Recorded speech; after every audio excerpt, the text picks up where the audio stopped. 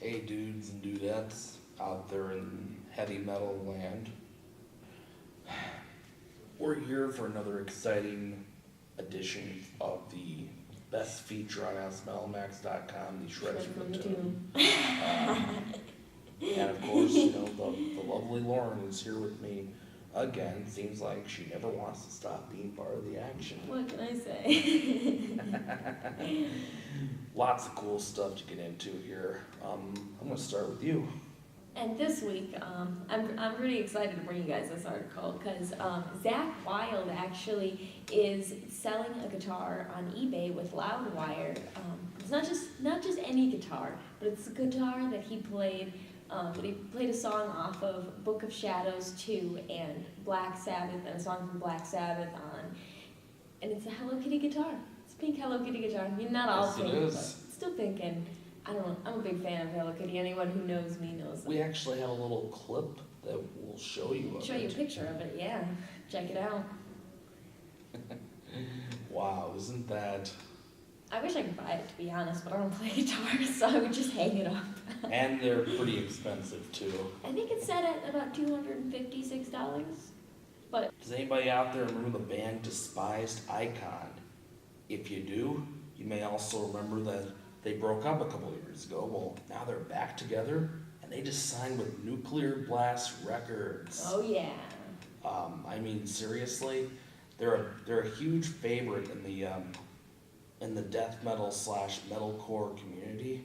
Even my good friend Greg Fruit from Birth Defect is a huge fan of them, considers them one of his biggest influences. Oh yeah. So all I can say is that it's good that they're back together, and I think they're probably going to be making a brand new album. More on this as it develops. Of course. Avatar has a new awesome song out, and it's described as epic death metal that makes you want to dance. So I've got to say, definitely the riff I get from it. So I think you guys should definitely just go check it out for yourself. Like, don't let me tell you anymore. And when we mean dance, we usually also mean mosh. Mosh, yeah. Actually, there's a really funny article that I saw on blabbermouth.com as well.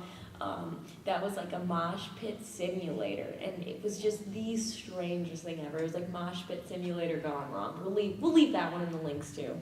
We won't do a real report on it. You guys will just check it out yourselves. Yes. We have another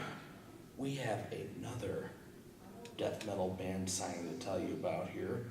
This one from a South Wales band called Venom Prison, and they have just signed to Prosthetic Records. You may remember Prosthetic Records as being the original home of the band Lamb of God, along with a whole host of others.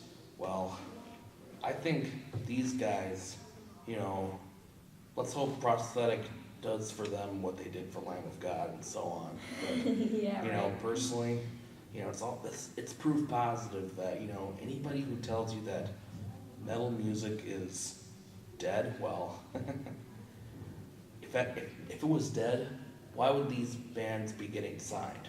It's true. There's new bands coming out all the time. So I wish these guys the best of luck. I think they're going to crush it automatically real good. And for my last segment, I'm bringing you guys I'm actually bringing you guys some metal science. There was a study done with 117 volunteers who attended live music, and it was the study has proved that going to live music and being engaged in the show and like participating in that kind of arts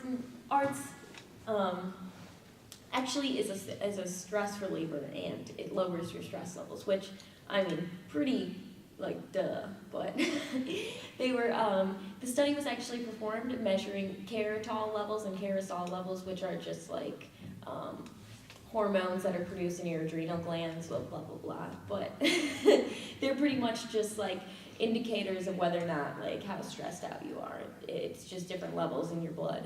But supposedly going to metal music, actually, going to metal shows is actually a good stress reliever. So, I mean, Who would have thought? yeah, right. Now you probably wonder, why do they never teach you this stuff In school. Science classes in high school? Yeah, right. Good question. Get on it, you guys. Here's some interesting news that may or may not surprise a lot of you fans of, classic Guns N' Roses.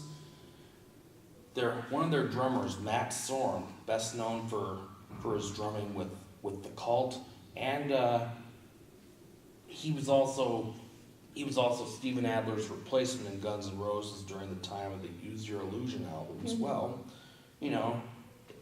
It may not come as a shock, or it might, that he was not asked to take part in the current Guns N' Roses reunion alongside Slash and Duff.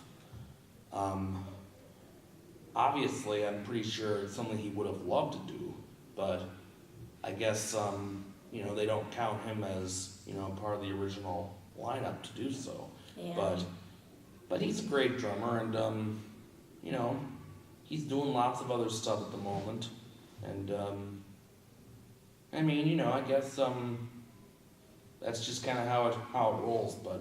That's just how the cookie crumbles, right? Exactly. And...